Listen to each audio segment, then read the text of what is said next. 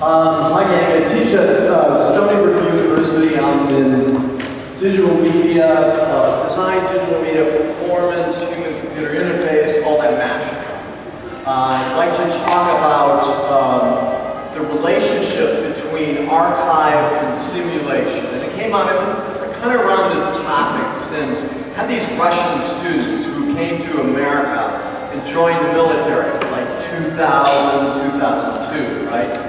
And about 2003, we started smelling war, right? And then they said, oh shit, professor, we don't want to go to war. We want our citizenship. We want, we want the GI Bill, but now it's war. Okay, so we all know what happened. They went to war. Then I asked them, about that same time came these really hyper-real games like Halo and these first-person shooter games that were horrendous. They told me, as soon as they're off the field, the military, the US military, put them into barracks and put them right up against Halo.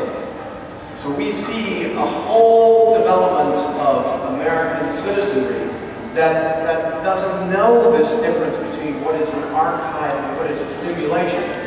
Of course, this summer, we always hear about these American white boys who enter a theater and blow away half the theater and kill 20 kids or something like that. Americans are always going, where the hell did that come from? And it's part of this talk I want to talk about this critical distance between archive and simulation.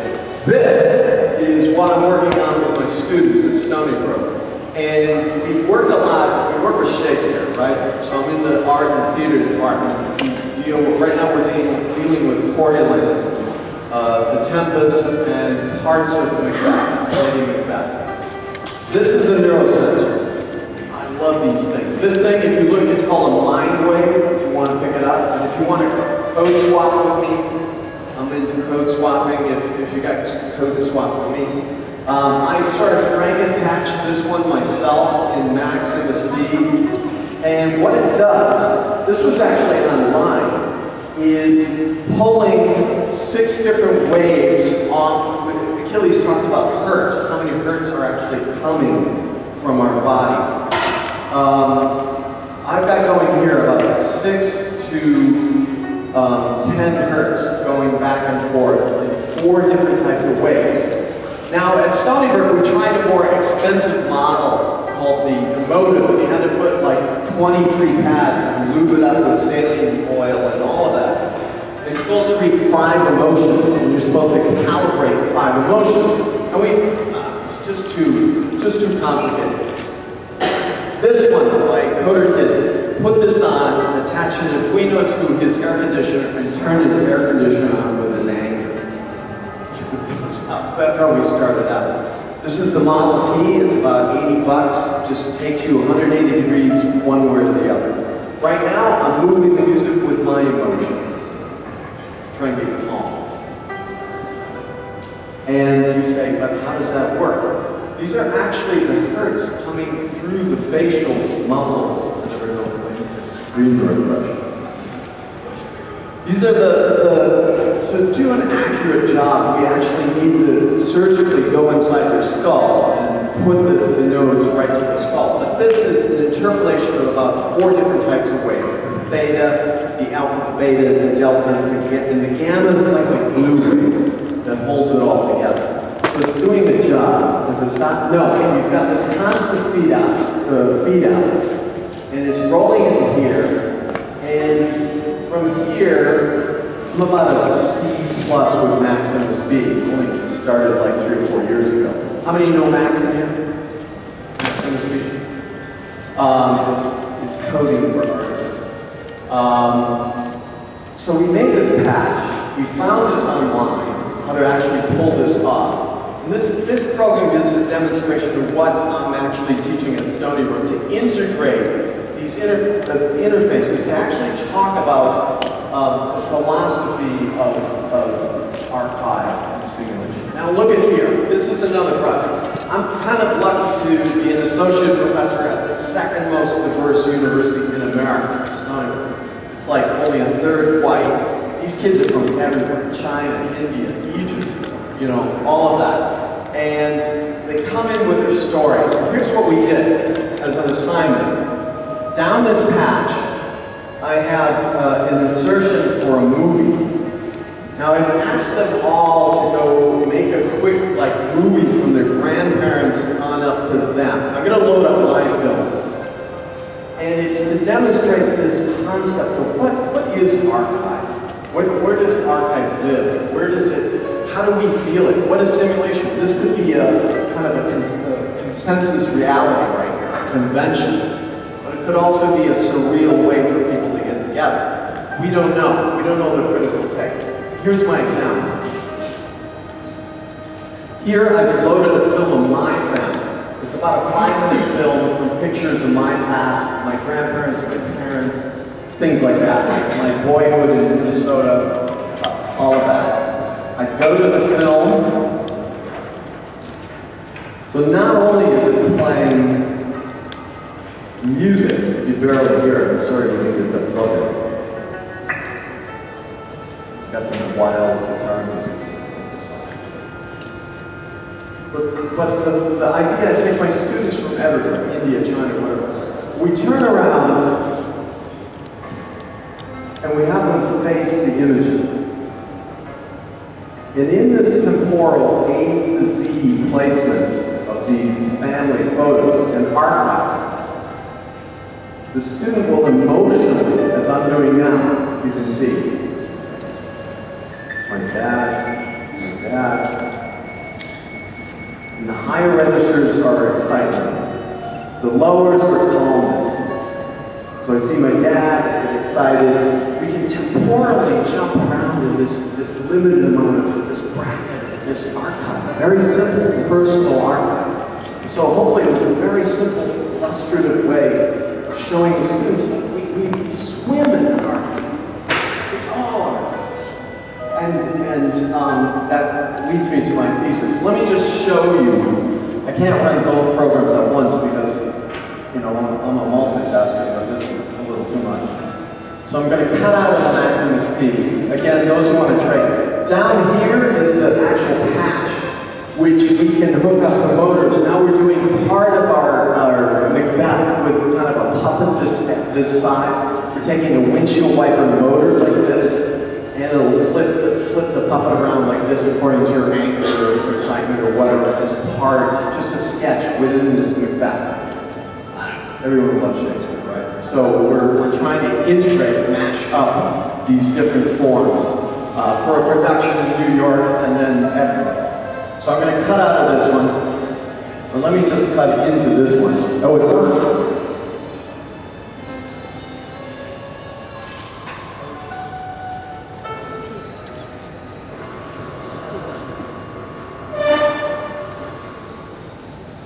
Now this is me.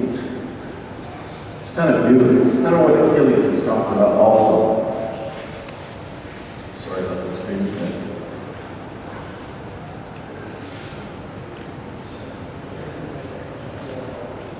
This is why this mind wave is kind of a good device. And again, what I'm teaching is not single interfaces. I got a kid who's had cerebral palsy since he's been young. He's working with the Connect with the mind wave. We worked on a Coriolanus. So we combined the mind wave with the Connect to get a point cloud on the body and a reading of the mind. I'll show you that. We did a production where the colored line happened around the actors. It was very beautiful. It created like this aura around the actors, and we filled in the body with film. This is what's pumping out. I usually, when I give this talk, I usually put this camera on the member of the audience to know what I'm doing. But this is a very exciting way. You can start to see, the correlation. We can run but we can't hide. My students say, but Professor, this is very Orwellian. This is very close to surveillance. This is blah, blah, blah. I say, don't worry. This thing is like a mask. It's this close to a gimmick. You have the one with the bunny ears you can flip around. This is so simple, but it is reading these hertz being pumped from my brain, and we can attach it to simple device. So part of my thesis here is like, why? Why are we screwing up kind of the complexities of both the archive and the simulation. So here we're in, what's so critical about this? This is pure technocracy. There's nothing really critical about this. Let's go on. I like this one too. It's kind of a beautiful form. Let me explain. This is what you are when you're asleep. This is you sitting on the edge of your bed, and you got a coffee. This is you coming in here, probably listening to me down here. You can see these patterns. The brighter colors are obviously excitement. The blues are a bit calm. This is, let me try and do a couple of math equations. 2 plus 2, 4. I don't know what it's doing here. But you can do math, or my students like to think of white noise. And again, it's coming from that very primitive apparatus called the 140 muscles in your face. It was your first language. Your mother spoke to you with the muscles in their face. These hertz, 6 to 8 hertz, are coming from the face and affecting this cap. This is a very important semiotic device right here. And something, sadly, that a lot of our digital generation sees my students pecking away at their smartphones and say, you're going to lose in the end. And somehow we have a little bit of a neo-Luddite out of this. We have to return or mash up these new technologies with the ancient kind of tribal technologies that are provided by the body. But let's go to the thesis here. This is an amazing thing. My kids, this you can hook in. My kids love this thing because you can explode the barrel. Something like that. I love these. You can buy this online. There's a cell phone version. I have 4 of these. We try and work on performance productions where 4 actors are wearing these. We have 4 CPUs. We're controlling movie in the space. I'm making a proposal for Venice that we're actually putting a motorized projector in the middle of the ancient, I think it's one of the teatros in Venice, where the motor swivels around according to your emotions. Stuff like that. This is wonderful material for installations. Let me quit out of this and kind of get to the top. I just had to wear this in the beginning.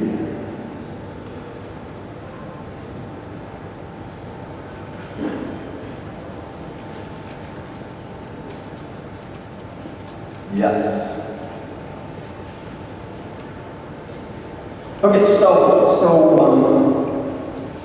in the beginning, the way I teach critically, and I'm not a real technophile when I teach. I believe that you should mix this with critical theory and a degree of skepticism. One of my heroes for that is Brecht, who said that, stand back. We're not, when a simulation is created, give it that old Marxian principle, who created it and why? Why watch Mad Men? Why watch Breaking Bad? Why watch these programs? Who's in power? Who's in politics? And so forth. Okay, so wonderful to get this talk in Egypt.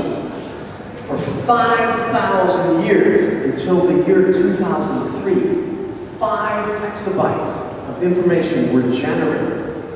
Papyrus, books, stones, 5,000 years.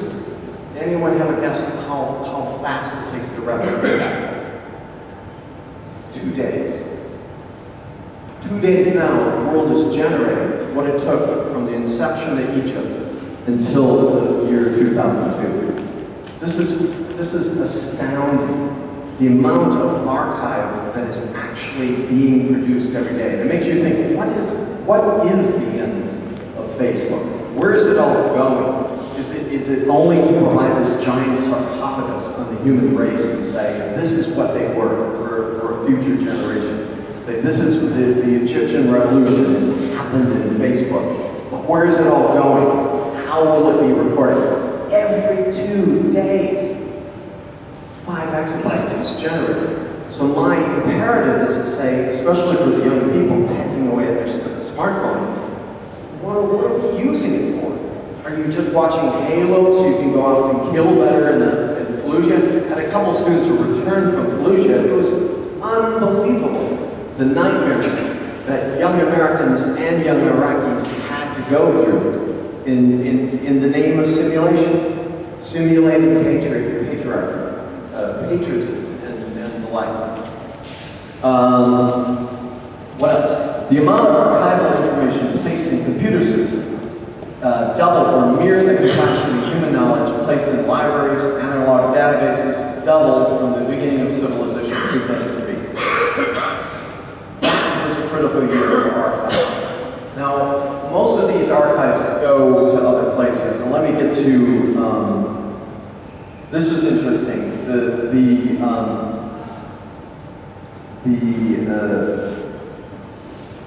I'll get beyond that. Here it is. So I divided this kind of binary structure for my young people, but also a way in my research to think about I teach art and technology, introduction to visual culture. How do we parse out, without being rigid or constipated, or refer to Foucault and Derrida on how we're trying to think? How do we parse out a description of how we deal with archive? And what do we simulate? I'm not so big into computer games. I think they're fascinating. I like the idea of smart games, but to me, they're not so successful. I went away to Singapore for a year and a half, and part of my objective was to design and develop some smart games that the society could use to teach history. They're just failures. You know, no amount of sexy polygons will add cognitive levels to the way we think. But here's how, for my students and for myself, I parse out the way I think about it. Up here is archive and simulation. We got the ancient equation, nature or nurture.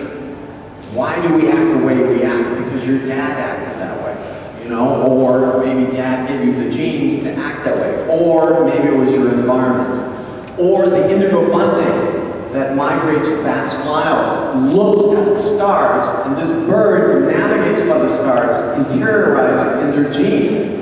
Was that environmental? No, this bird used the environment as an interface to internalize into their genes. So environments and the genes, in case of the indigo bunting, are like fused together. We can't say, but professor, they're the same.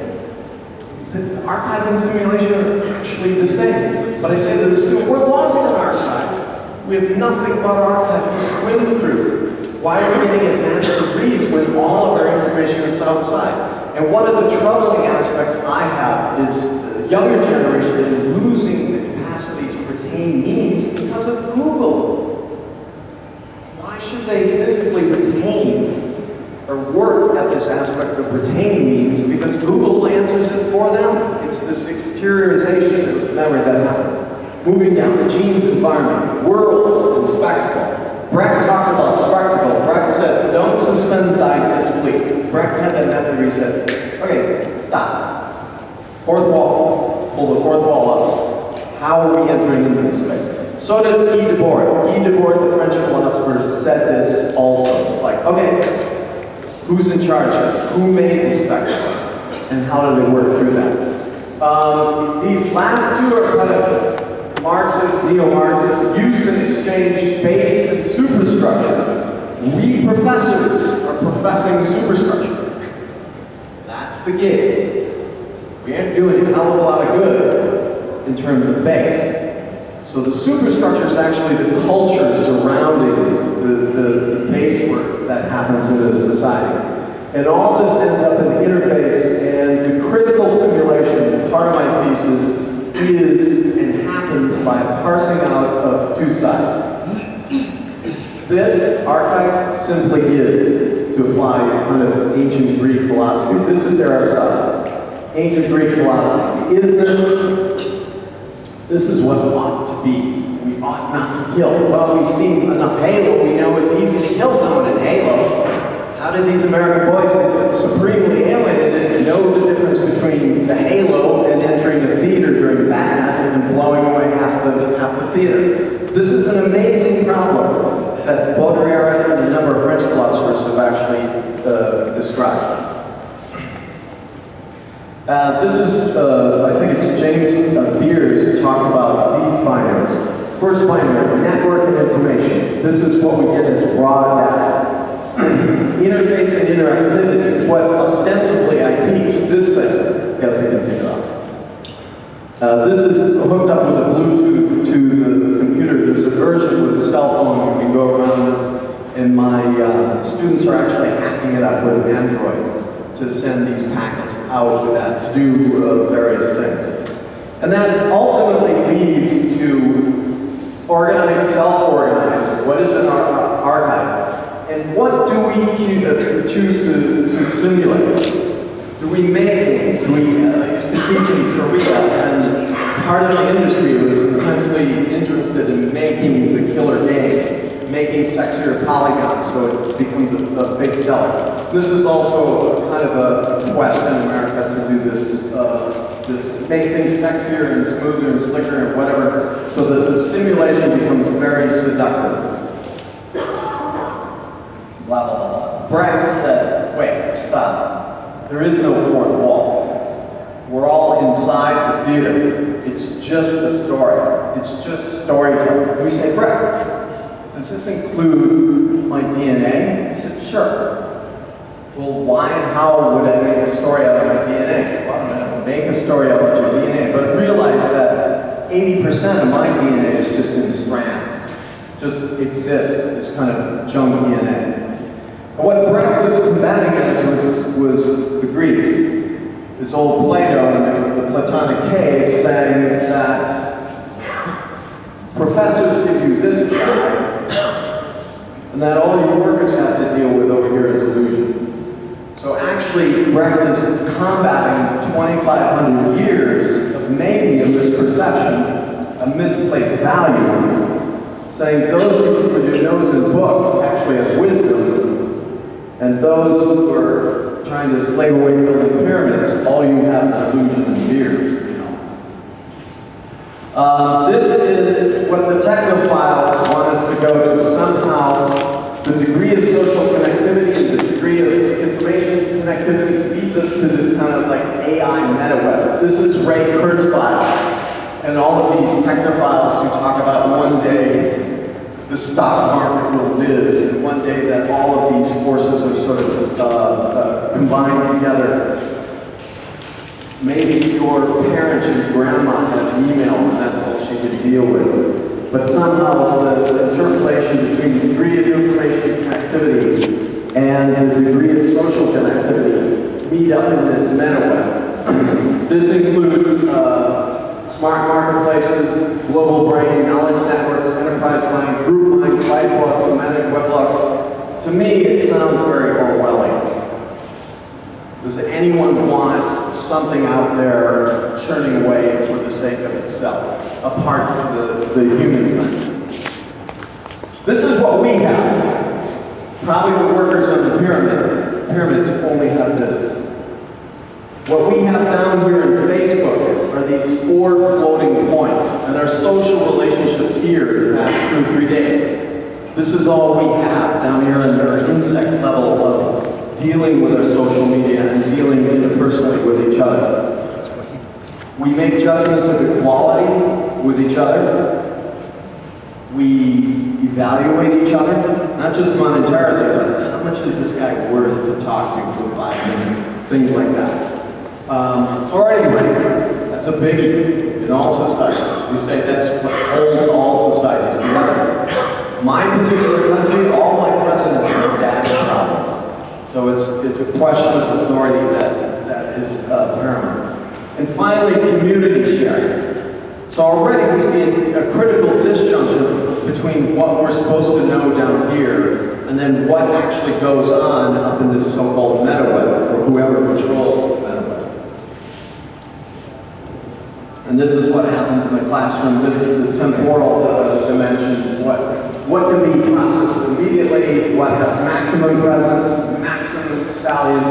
And what we see it all returning to is the humanoid, eye-to-eye, the simian structure, the facial semiotics, still looking at each other, still communicating, that we have to enhance.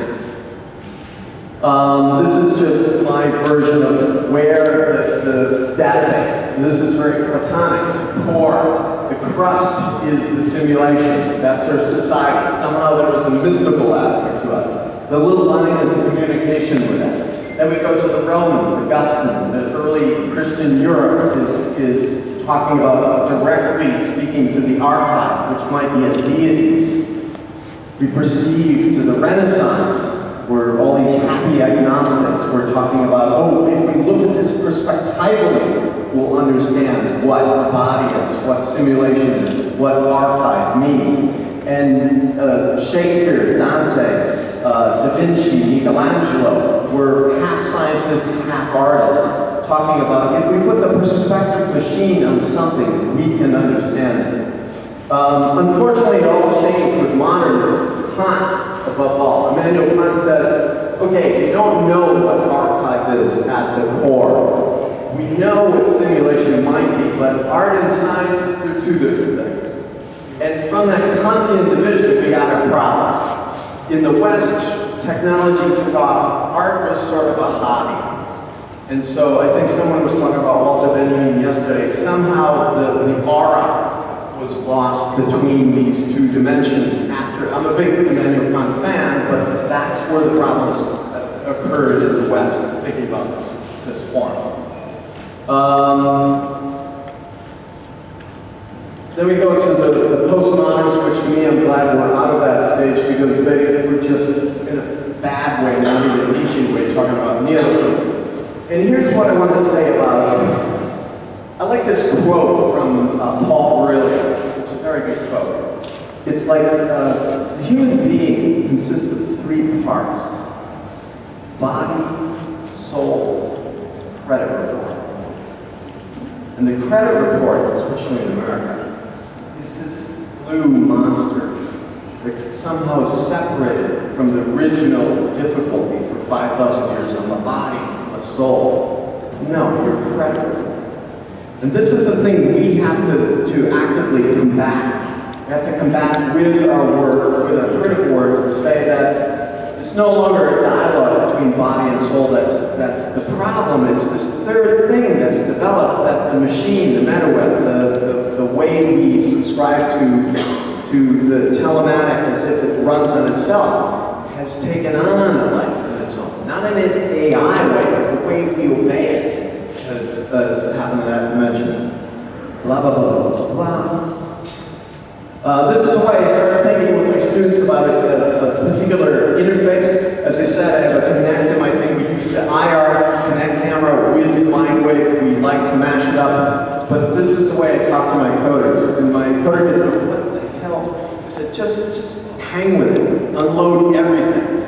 And think in a very non-constipated, non-linear way about what and how we can achieve. And this is what I like about that program, Max MSP. Actually allows you to think in a very non-linear way about chunking in ideas. So we chunk in a part of our Arduino, Maxwino, that we can operate a motor with.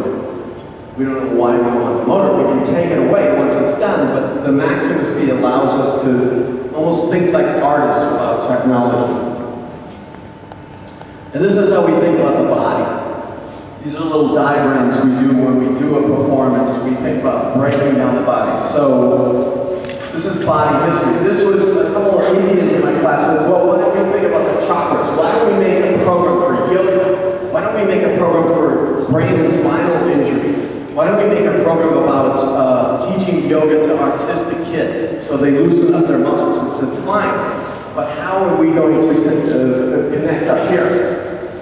With the Connect, we can use the skeletal system that actually breaks apart of these systems. So the result of that is actually turning parts of these skeletons into music. So my students took the chunks of the body and turned these into chords. So when you're doing yoga, especially from the side, you don't have to awkwardly watch the program, but you can listen to the yoga. We actually developed this with the Connect. So you're actually hearing the right harmonics, doing the correct poses. So we're working with the physical therapy department at Stony Brook to just, use their technology to work with the health sciences, the preventative sciences, and so forth, to talk about these things. Some more diagrams. This is actually dealing with drama itself. We assign kind of like this Aristotelian art to parts of the body. So this student could move, I got a film of it I can show you later, like this, and every time they move, a different film would be exhibited in parts of in linear parts of the film.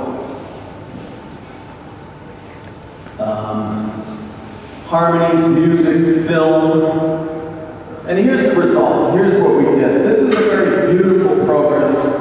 This is at the Mark Moore Center in Brooklyn, where you hold these workshops. And if you come to New York City, there are a number of these great meetup groups.